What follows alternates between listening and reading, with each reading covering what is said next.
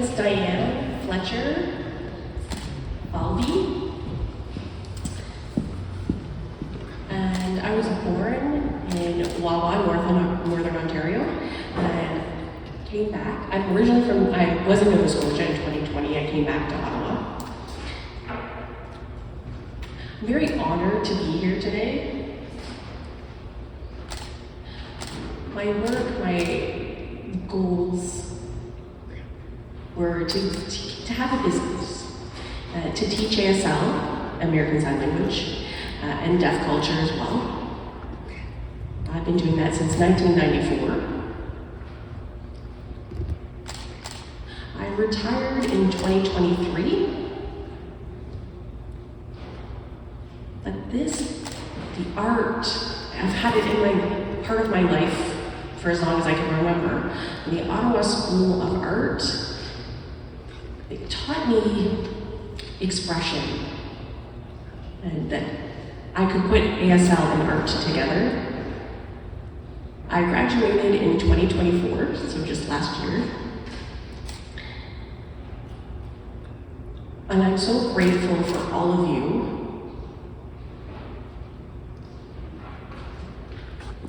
I'm grateful that I was able to study at the Ottawa Art School, and I was able to study as well. My first class was in 2020, COVID hit. So school that year had to wear masks, all about eye contact, communication. It was a challenge, it was tough. But in the end, I still enjoyed it. When we got closer to COVID being lifted, the bans being lifted, I was able to see the teachers, the artists, the staff, and professors and other students, and able to teach them ASL in person.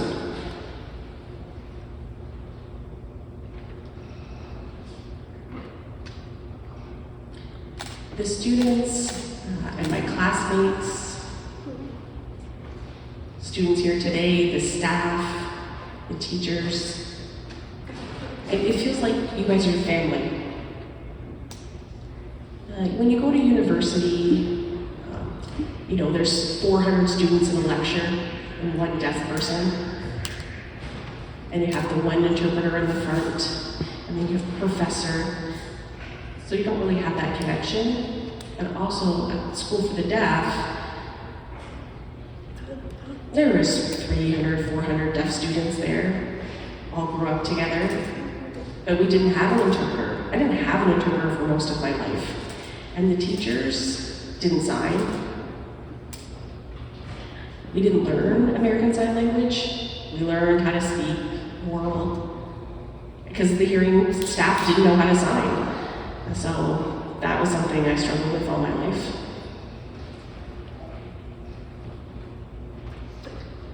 From 88 to 97, but now everything's great. Like, that was deprived for me, so now things have improved. The people here, the artists, the arts community, they learned ASL, they learned deaf culture. It was easy to socialize. The artwork that I did a wide range of things. Painting, storytelling, my life growing up as a deaf child, my experiences, and my classmates would come up to me and give me their feedback, which was wonderful.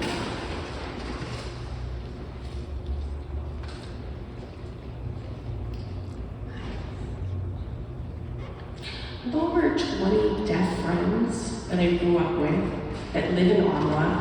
They come to my gallery, they've seen my work and my wide range, and one painting, we all had the same experience. Oh, I remember that. I remember when we grew up and we didn't have sign language and we only had to learn to speak.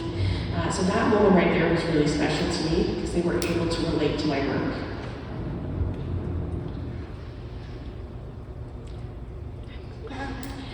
I'm very proud that I'm the first deaf student at the Ottawa Art School.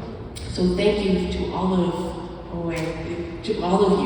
for providing interpreters, both online and in person. Oh, I'm actually not the first, I'm the second deaf student.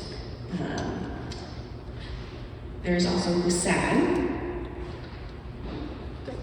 who's from Pakistan, who moved here. And she's gonna graduate today. So congratulations, Hassan.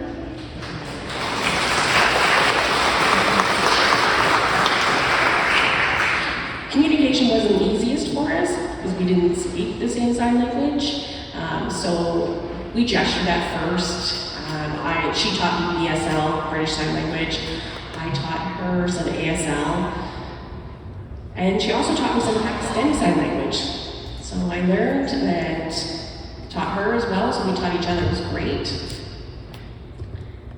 And there's obviously Universal Sign Language. I learned a while back, but it was just nice. It was fun to chat, socialize with her, and also work with her and her classmates, working with some of them from last year as well.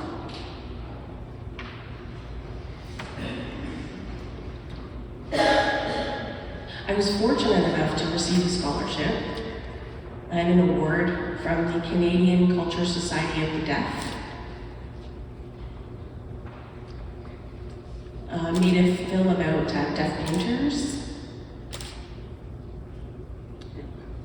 Did some interviews, and MSL, Maritime Sign Language, because unfortunately we're losing that, so we're trying to keep that as part of our history. I was given some grants,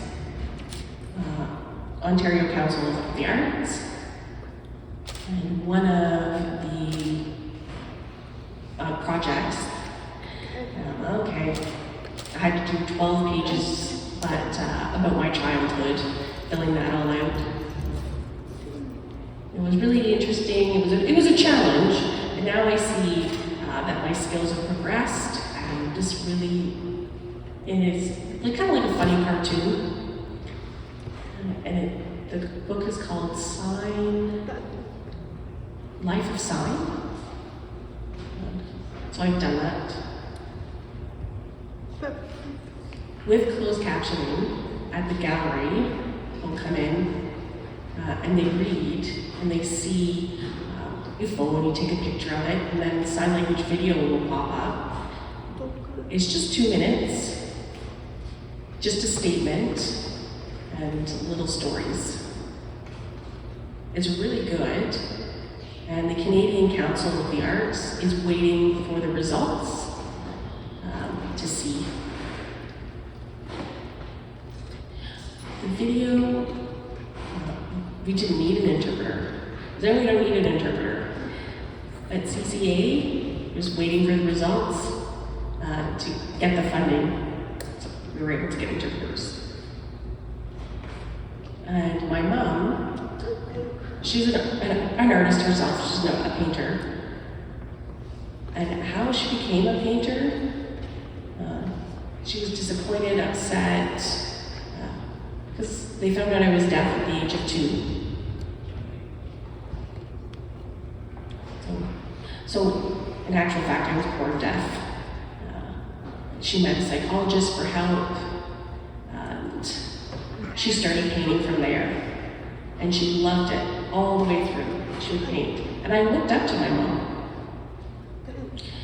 She set up a studio in her retirement home at Lansdowne. The beach there is beautiful.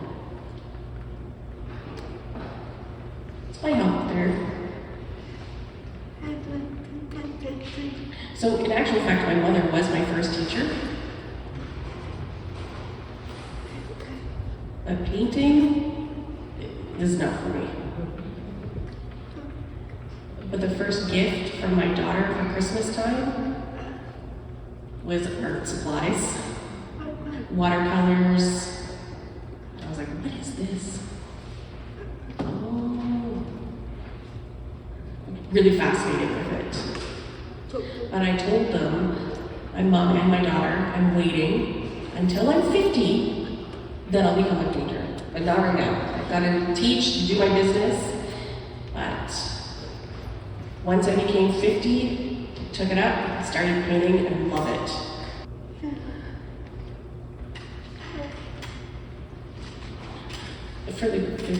With the OSA, they've given me so much power. They've empowered me with my art. And I see, it's like magic. How that you can just do these strokes and continue to be patient with the process. And then you get your end result. I see, it just flows. It's just so smooth.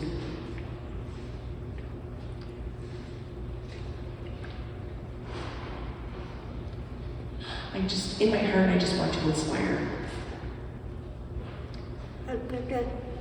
Growing up, art was always in my life. Imagine I was so small and I started a toy, playing with it, and then I'd see a picture. It's art with the Etch-a-Sketch. And then with School for the Deaf, learning how to be creative with glasses, and my teacher, named Mr. Troy, bought it, gave it. I said, okay, I'll take it. And the open house in Belleville, and hearing people would come in to my school for the art class, and they'd look around at they would give prizes, adjudicate the artwork, and I got first. I got a first prize in design. I thought, oh, wow. And when I moved here, I picked up an old yearbook, and on the cover, not thinking, and again I looked at it and went, hey, wait, that's my design on the cover. 3 or 4 different designs on the cover. I thought, okay.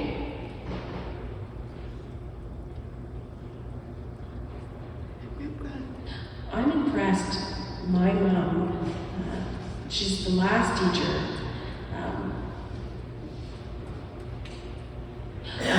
Was it a foot?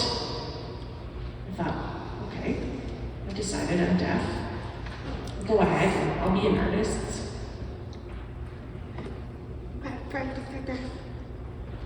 So I can't just say I'm just a painter. I'm a sculptor. I do digital, mixed media art, print. I think I missed one here. Anything really, the list goes on.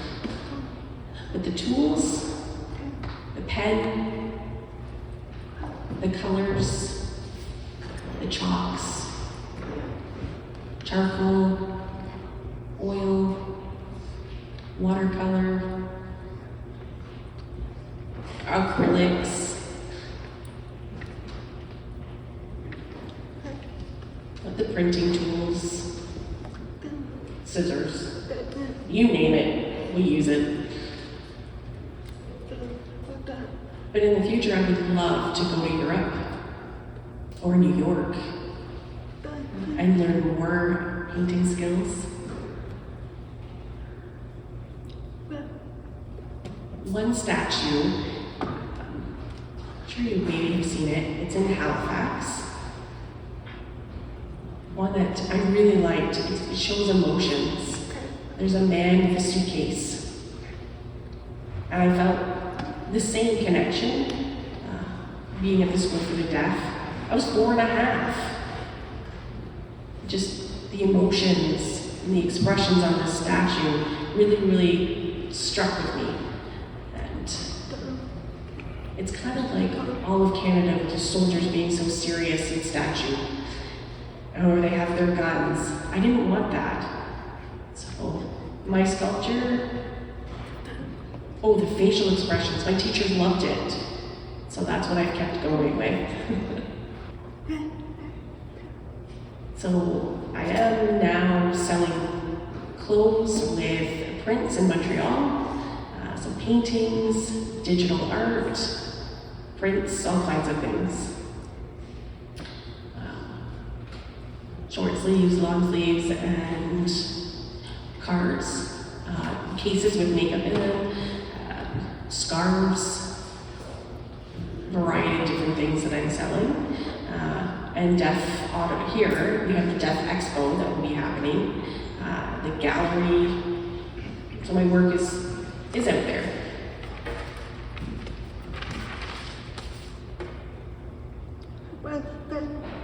So I want to thank you all for the support and understanding what it's like to be a deaf person. And again, I'm grateful for everything and all of you, especially Andrew, Faye, my former teacher, and now the executive director of the OSA. Thank you. And the ability, ours for responsibility, T is for time, setting up your time, remember art. That's how you can remember it. And I wish you, the graduates of 2025, the best in your future in the art world.